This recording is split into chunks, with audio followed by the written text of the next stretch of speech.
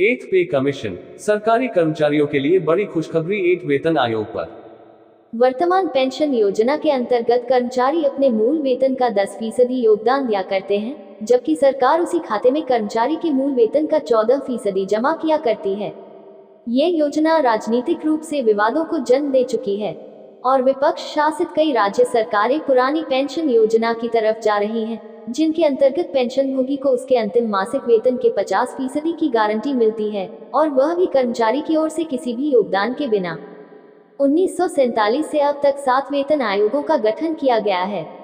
केंद्र सरकार हर 10 साल बाद कर्मचारियों के वेतन ढांचे को संशोधित करने के लिए वेतन आयोग का निर्माण करती है। चुनाव आने से पहले सरकार केंद्रीय कर्मचारियों, सशस्त्र बलों और पेंशन धारकों को लुभाने के लिए वेतन आयोग का इस्तेमाल करती है। इससे केंद्रीय कर्मचारियों की सैलरी में इजाफा होगा।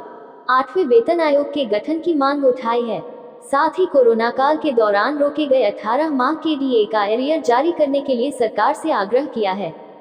साल 2024 में देश भर में चुनाव होने हैं। ऐसे में सरकार कर्मचारियों के नए वेतन के गठन पर भी चर्चा कर सकती है।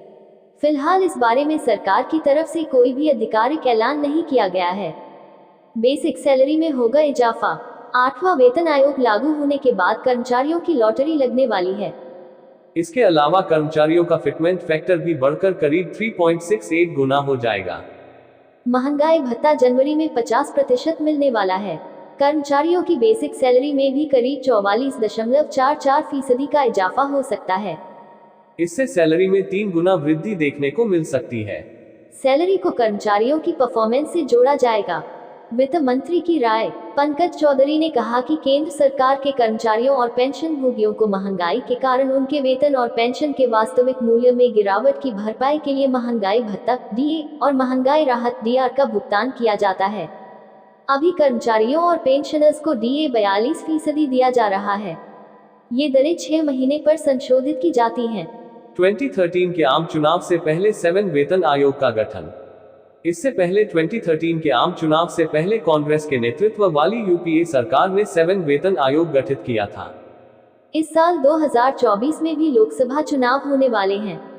ऐसे में 8वें पे कमीशन लागू करने को लेकर कई तरह के कयास लगाए जा रहे थे। देश में केंद्रीय कर्मचारियों के सैलरी स्ट्रक्चर में बदलाव के लिए हर 10 साल में पे कमीशन का गठन किया जाता है। 2024-25 तक 8वां वेतन आयोग लागू हो जाएगा। पुराने पेंशन आयोग से कई कर्मचारियों में न्यूनतम वेतनमान को लेकर असंतोष बना रहा और वे काफी समय तक इस प्रयास में रहे कि सरकार उनकी मांगों को माने। 8वें वेतन आयोग में नए फॉर्मूले से तय होगी सैलरी।